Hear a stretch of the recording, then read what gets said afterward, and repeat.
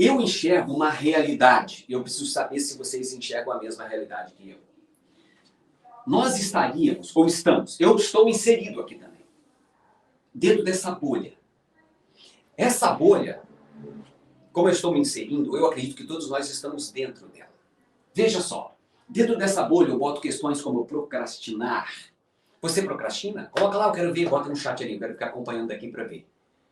Ó, você procrastina muito? Tem dificuldade de agir? Pensa demais, mas não consegue realizar? Você tem dificuldade de manter sua atenção? Ou muitas vezes as pessoas chamam de déficit de atenção? Organização, tem pessoas que não conseguem se organizar, não conseguem se planejar. Dificuldade de manter uma rotina saudável. Tem muitos distratores à sua volta?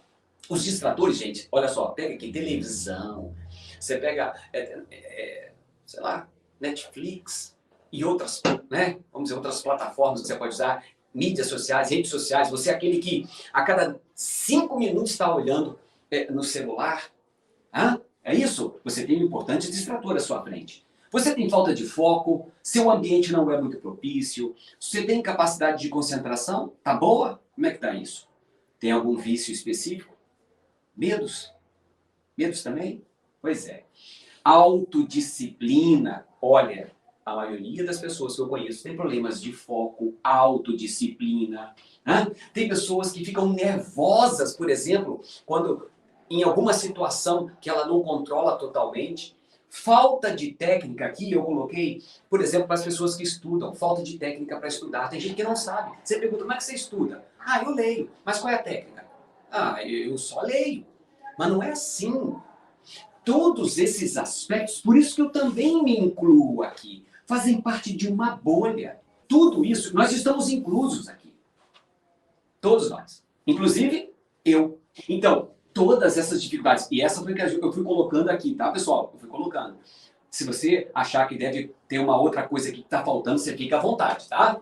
Bom, essa é a realidade, como eu disse, tá ali. Essa é a realidade. Isso é o que está acontecendo no contexto. É agora, nesse momento, com todos nós. Estamos inseridos dentro dessa bolha.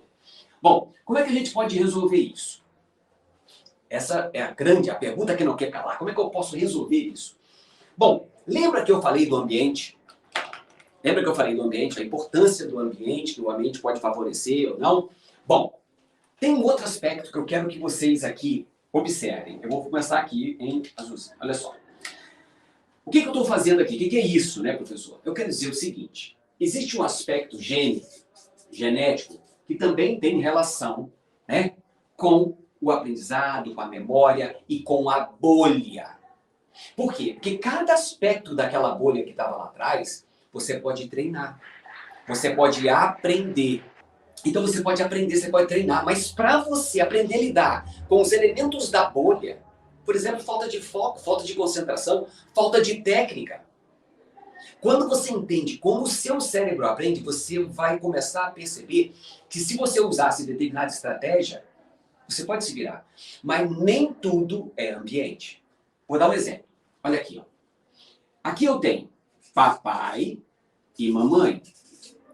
Quando papai e mamãe se juntam, eles vão fazer um filhinho, um zigoto, uma célula ovo. Essa célula ovo aqui, ela vai se multiplicando, trazendo características da mamãe, 23 cromossomos da mamãe e 23 cromossomos do papai. Então, o zigoto, a célula ovo, que vai formar todo o embrião, tem 46 cromossomos. Não se esqueça que isso aqui está com, portanto, aqui, os genes do pai e da mãe. Só que quando você fala do pai e da mãe, você não está falando do pai e da mãe. Você está falando do pai e da mãe da mãe. Tem aqui, ó, papai e mamãe da mamãe. E tem o papai e a mamãe do papai. O que quer dizer isso? Quer dizer que a história dos nossos antepassados tem repercussão sobre o desenvolvimento dos nossos filhos. Tá? Olha que interessante. Aí você vai dizer assim, ó, meu Deus do céu. Olha o que eu botei aqui embaixo. Você já escolheu o seu parceiro? Se você já escolheu, não tem muito o que fazer. Não tem. Por quê? Agora, metade do material genético que vai formar o seu filho, ou que está no seu filho, já é do seu parceiro, não adianta. Mas Deus está vendo. Nem tudo está perdido, porque a genética é só o primeiro passo. Ela vai dar origem à formação do sistema nervoso, que eu vou formar daqui a pouquinho. Tá? Mas isso é importante você entender da importância da escolha. Tá? Porque do encontro do pai e da mãe, olha só aqui, ó. Depois que a mãe e o pai se juntaram e fizeram a célula-ovo, 2 semanas depois, você tem uma estrutura dentro do útero da mãe chamada embrioblasto. E aí, esse embrioblasto, ele tem 3 folhetos embrionários. O mais interno, que está em vermelho, que é o endoderma.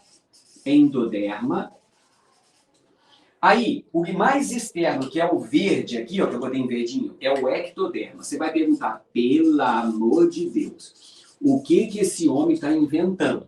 Você precisa saber de onde vem o sistema nervoso. Você precisa saber? Então, o seu sistema nervoso vem do pai e da mãe.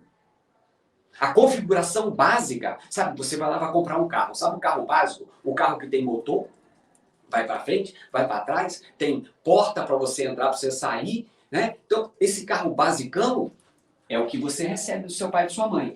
E aí, à medida que você foi concebido aqui, ó, você tem esses folhetos embrionários. Ou seja, esses folhetos embrionários, aqui o endodermo, o ectodermo e o mesodermo, eles são responsáveis por formar todos os sistemas que formam o corpo humano.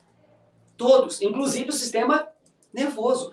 E o folheto embrionário, a célula-tronco, o conjunto de células-tronco responsável por formar o sistema nervoso é o ectoderma. Ele vai formar a maior parte do sistema nervoso central.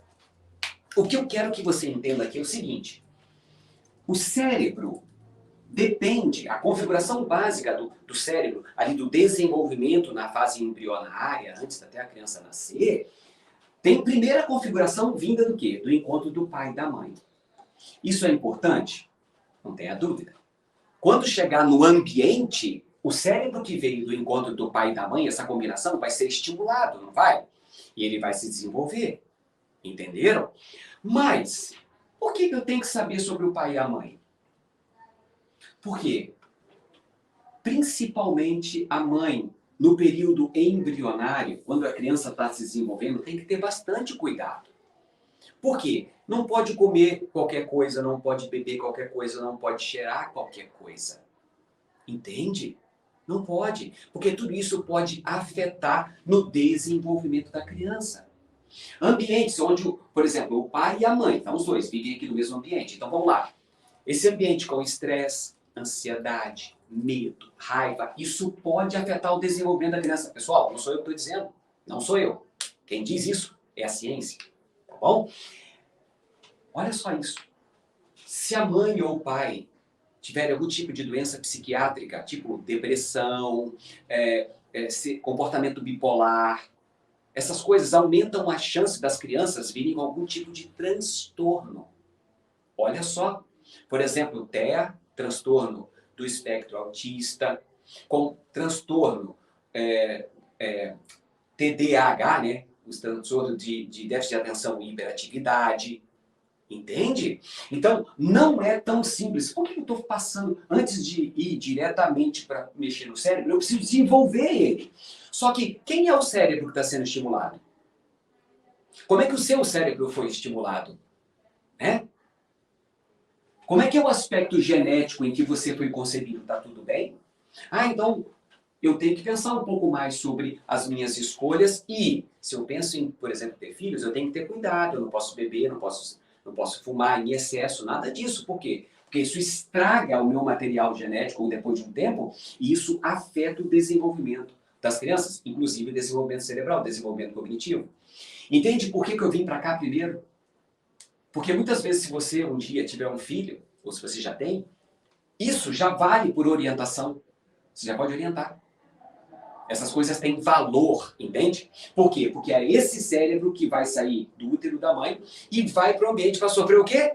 A estimulação. Aquele ambiente que eu falei e que eu vou falar um pouco mais. Por isso a importância desse tópico. Tá legal? Então agora eu vou perguntar para você. Como eu disse, mais uma vez aqui, ó. Você já fez sua escolha?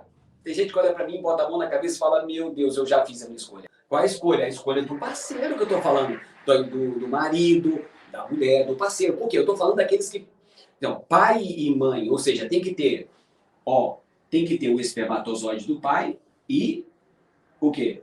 O ovócito da mãe, para poder fazer o filhinho, né? Então, isso é muito, muito importante. E as pessoas deixam passar desapercebido. Então, se você quer falar um pouco de orientação sexual, por exemplo, nas escolas, para evitar, às vezes, algum tipo de comprometimento, depois algum tipo de arrependimento mais tarde, esse é um bom caminho para falar sobre sexualidade, para ter um pouco mais de cuidado.